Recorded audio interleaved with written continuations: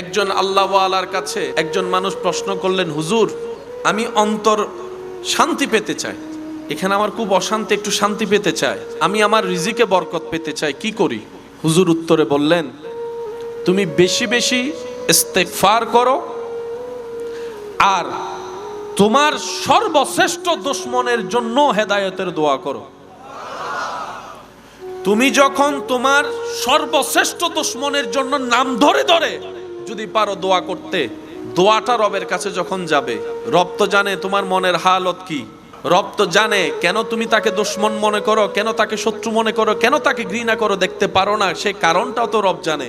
যখন রব দেখবে আমার বান্দা প্রতিশোধ না নিয়ে তার কল্যাণের দোয়া করছে, ক্ষমা করা রবের শান, ওই গুণ যখন আল্লাহ কোন বান্দার ভিতর দেখে যে বান্দাও ক্ষমা করে দিচ্ছে প্রতিশোধ না নিয়ে, আল্লাহ তখন ওই বান্দা যে ক্ষমা করতে চায় তার সারা জীবনের গুনাহ মাফ করে জাহান্নামী থেকে জান্নাতি বানাই দেয়।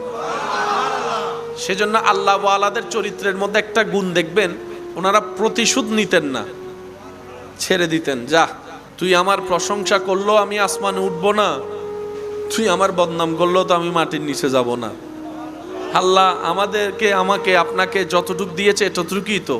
আল্লাহ ওয়ালারা বলে যে তুমি করলো প্রশংসা আমার কিচ্ছু যায় আসে না, তুমি বদনাম করলো আমার কিচ্ছু যায় আসে না। মনে রাখবেন, আপনি রাস্তা দিয়ে হেঁটে যাচ্ছেন, একজন উম্মাদ পাগল যদি আপনাকে গালাগালি করে, মন্দ কথা পচ কথা বলে, আপনি কি শুনে রাগ করবেন, মন খারাপ করবেন? বলেন না, করবেন? আর যদি একই কথা কিছুক্ষণ পরে আপনার কোনো আপন কাছের মানুষ বলে, আপনি মনও খারাপ করবেন, রাগও করবেন, কথা শব্দ একই। তা একটু আগে মন খারাপ করেন না, এখন করলেন কেন? কারণ আপনি পাগলেরটা নেন নাই, মাথায় বসেছেন এই তো পাগল। কথা বলেন না রে ভাই। শব্দের কারণে মন খারাপ হয় নাই, মন খারাপ হয়েছে আপনার নেওয়া না নেওয়ার উপরে। পাগলেরটা নেন নাই, ওই কাছের মানুষেরটা নিয়ে নিয়েছেন। তো কেউ কষ্ট দিবে, আপনিও নিচ্ছেন, দরকার কি? সেজন্য কারো দেওয়া কষ্ট আপন করে নিতে নেই, যেভাবে এসেছে বাতাসের সাথে উড়াই দিবেন। কারণ দুনিয়াতে তো আপনাকে বাঁচতে হবে, নিঃশ্বাস তো নিতে হবে। মানুষ বাঁচতে দেয় না, আবার মরলে আফসোস করে, জীবিত থাকতে প্রশংসা উৎসাহ কেউ দেয় না, মারা যাওয়ার পরে সবাই লাইন ধরে শুধু প্রশংসাই করে। বুঝতে পারছি আমি কথা? সেজন্য দুনিয়াতে যতদিন বাঁচবেন মাথায় রাখবেন, আপনি ছাড়া আপন আর কেউ নেই দুনিয়াতে। যদি আপন খুঁজতে চান, আপনি পাবেন একমাত্র নবী রহমাতুল্লিল আলামিন আর আপনার রব্বুল আলামিন।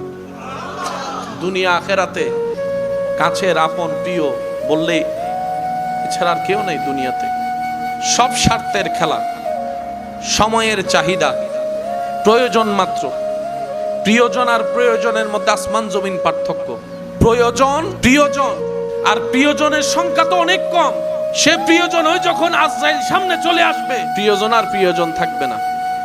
হাসরের যখন সওয়াবের কথা চলে আসবে, প্রিয়জন আর প্রিয়জন থাকবে না। কারণ মানুষ সবাই দিন শেষে নিজেরটাই ভালো বোঝার চেষ্টা করে, অন্যের মুখে হাসি কেড়ে নিয়ে হলো নিজে হাসার চেষ্টা করে। যতদিন বাঁচবেন তাওয়াক্কুলটা রবের উপর রাখবেন, দিলটা উজাড় করে আপনার আবার নবীকে মহাব্বত করবেন। বেশি বেশি ইস্তেগফার করব, বেশি বেশি দরুদ পড়ব, সাধ্য মোতাবেক সৃষ্টির উপকার করব, নিজে সয়ে যাব, অন্যকে সুখে রাখার চেষ্টা করব। দেখবেন আল্লাহ তাআলা আপনার জীবনকে এমন ভাবে সাজাই দিবে যেটা আপনি কল্পনা করেও পৌঁছাইতে পারবেন না। বলেন সুবহানাল্লাহ। আল্লাহ তাআলা আমাদের সবাইকে নিয়ামত নেওয়ার তৌফিক দান করুন। আর একটু জোরে বলেন, আর একটু জোরে বলেন। এবার আসেন আমার প্রিয় ভাইয়েরা, রিজিকের মালিক কে? আজীবন কথাটা মাথায় রাখবেন, আপনার কল্যাণের সমস্ত রিজিকের দায়িত্ব আপনার আল্লাহ নিয়েছেন। এটার কাউকে দেয় নাই আল্লাহ। বাপ, চাচা, জেঠা, কাকা, মামা, চাচা, ভাই, বোন, বন্ধু কাউকে দেয় নাই। আল্লাহ তাআলা বলে সূরা হুদে, প্রাণী জগতের সমস্ত প্রাণী রিজিকের দায়িত্ব আমি আল্লাহর। সুবহানাল্লাহর জোরে। তো রিজিকের দায়িত্ব যেহেতু আল্লাহর, তার মানে আপনার টেনশন 100%ই শেষ। যদি আমরা বুঝতে পারি কথাটা, সত্যিকার মন থেকে যদি সে বিশ্বাস নিয়ে কথাটা উপলব্ধি করতে পারি, আওয়াজ দিয়ে বলুন, আমাদের রিজিকের দায়িত্ব কার? আর একটু জোরে বলেন, কার? রব বলে যে দায়িত্ব আমার, টেনশন তোদের নাই। তো আল্লাহ আমাদের কাজ কি? রব বলে যে সততার সাথে পরিশ্রম করো, বিনয়ী মন নিয়ে দোয়া করো। কয়টা কাজ? একটু জোরে বলেন, কয়টা? সততার সাথে সর্বোচ্চ পরিশ্রম চেষ্টা করো, বিনয়ের সাথে প্রেম নিয়ে আমি রবের উপর বিশ্বাস করে দোয়াটা করো। এই দুইটা জিনিস যে করতে পারবে, ফিদ দুনিয়া হাসনাতাও ওয়া ফিল আখিরাতি হাসনা, রব্বুল আলামিন দুনিয়া আখিরাতের নিয়ামতের বরকত তার জন্য বরাদ্দ করে দিবেন। অনেক সময় আপনারা আমরা শুনি এবং বলি, চেষ্টা না করলে কি আল্লাহ দিবে? বলেন না, আল্লাহ দিতে পারে, এটা আল্লাহর এখতিয়ার। খাবার জন্য পরিশ্রম করতে হবে না? ঘরে তো অনেক অসুস্থ মানুষ আছে, হাঁটতে পারে না, কিন্তু টাইমে টাইমে তো খাবার পেয়ে যাচ্ছে। সুবহানাল্লাহ বললেন। ঘরে অনেক মুরব্বিয়ারা অসুস্থ আছে না, হাঁটতে পারে না, বসতে পারে না, ওয়াশরুম করাইতে হয় নিয়ে ধরে গিয়ে। মাথায় রাখবেন, আল্লাহ চাইলে আপনাকে বসায় খাওয়াইতে পারে, কিন্তু আল্লাহ তাআলা চায় বান্দা পরিশ্রম করুক। একজন মানুষকে যদি আপনি বলেন যে তোর সারা জীবনে যা দরকার আমি দিব, ঘর বাড়ি টাড়ি, তোর একটা শর্ত, তুই কোনো কাজ করতে পারবি না, শুধু বসে বসে খাবি, দেখবেন সে মানুষটা 2 সপ্তাহ পর আর বসে বসে খাইতে পারবে না, বিরক্ত লেগে যাবে, বিরক্ত বিরক্ত বিরক্ত লেগে যাবে। আল্লাহ আমাদের থেকে চায় কি? আল্লাহ তাআলা আমাদের থেকে যা কিছু চায় তার মধ্যে একটা জিনিস আমরা সবাই জানি, আল্লাহ পাক আমাদের থেকে ইবাদত চায়, যেটা আমরা জানি, ওয়ামা খালাকতুল জিন্না ওয়াল ইনসা ইল্লা লিয়াবুদুন। আল্লাহ তাআলা ইবাদত চায়। মনে রাখবেন, ইবাদত মানে শুধু নামাজ না। ইবাদত অর্থ হচ্ছে যে আল্লাহ তাআলার হুকুমে রাজি থাকা। আর একটু জোরে বলেন, আল্লাহ তাআলার মসজিদে খুশি থাকা। আল্লাহ পাক দিলেও রাজি, না দিলেও রাজি।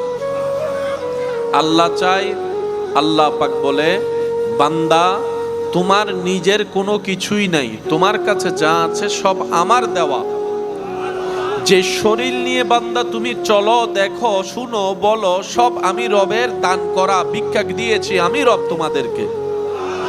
একক মালিকানায় অহংকার করার জন্য যা তোমাদের দরকার, সেই অহংকার করার কোনো কিছুই তোমাদের নেই নিজস্ব বলতে, আমি রব যদি না দিতাম। সুতরাং তোমরা বিনয়ী হও, ভদ্র হও, নম্র হও, মাথা নত করো, দিল নত করো, আমি রবের দরবারে ভালোবাসা নিয়ে মাথা নত করে শুকরিয়া করো শান্তি মন নিয়ে। সুবহান। যদি তা করতে পারো, লা আজিদান্নাকুম, আমি রব তোমাদেরকে স্বইচ্ছায় যা দিয়েছি, যদি এগুলা দিয়ে খুশি করতে পারো, আমি রব আরো বাড়িয়ে দিব। এবার একটু জিনিসটা বোঝার চেষ্টা করবেন। আমরা এই আয়াতটা 1000 বার পড়েছি, শুনেছি। আজকে উলামায়ে কেরামের দোয়া নিয়ে একটু আয়াতের গভীরে যাওয়ার চেষ্টা করব, কারণ আমরা যদি সিস্টেম জানি, পাওয়াটা আমাদের জন্য সহজ হবে। কথা বলেন, ঠিক কি না? আর একটু জোরে বলেন, আমরা কি কম পেতে চাই না বেশি পেতে চাই? খারাপ চাই নাকি ভালো চাই? দিবেন কে? ওই আল্লাহর কিছু সিস্টেম আছে না নাই? ওই সিস্টেমগুলো জানার বুঝার দরকার। আল্লাহ তাআলা বলছেন, লা ইন শাকারতুম, যদি শুকরিয়া করো, লা আযীদান্নাকুম, আমি বাড়াই দিব। এখানে কোনো আপনার কমতি সন্দেহ? তুমি শুকরিয়া করো, আমি বাড়াই দিবই। একটু জোরে বলেন না সুবহানাল্লাহ। বাড়াই দিবার কথা ওয়াদা করলেন কে? আমরা কি কম চাই না বেশি চাই? এবার যাদের বেশি দরকার তারা মনোযোগ দিব। সুবহানাল্লাহ বলেন। বেশি পাওয়ার নিয়মেই হচ্ছে, পদ্ধতি হচ্ছে, আপনাকে আমাকে শুকরিয়া করতে হবে। এখন শুকরিয়াটা কিভাবে করে? প্যাঁচ লাগে এই জায়গায়। কি বুঝাতে পারছি কথাটা? কারণ দিবেন যিনি, তিনি বলতেছে শুকরিয়া করো, বাড়াই দিব। তো শুকরিয়া করতে জানলে না বাড়াই দিবে? শুকরিয়াটা কিভাবে করব? উলামায়ে কেরামের দোয়া, একটু মনোযোগ। শুকরিয়া করার যতগুলা পদ্ধতি, যেটা আমরা সবাই জানি সেটা হচ্ছে মুখে স্বীকার করে আলহামদুলিল্লাহ বলা। জানি তো সবাই ইনশাআল্লাহ? শুকরিয়া করতে হবে আল্লাহর ইবাদতের মাধ্যমে, শুকরিয়া করতে হবে জবানের মাধ্যমে, শুকরিয়া আদায় করতে হবে মন খুশি রেখে। আর একটু জোরে বলি, মন খুশি রেখে। অর্থাৎ আল্লাহর দেওয়া কোনো কিছুতে দাড়ি কমা, নাক গলানো যাবে না, নাক কুচকানো যাবে না। যতটুকুই দেয় মন থেকে খুশি এনে মুখে সেটা প্রকাশ করে, ইবাদত দিয়ে সেটাকে প্রমাণ করে। আর একটু জোরে বলেন না, ইবাদত দিয়ে সেটা প্রমাণ করে, নম্রতা, ভদ্রতা, আদবের সহিত দুনিয়াতে যাপন করে আপনাকে আমাকে শুকরিয়ার প্রকাশ করতে হবে।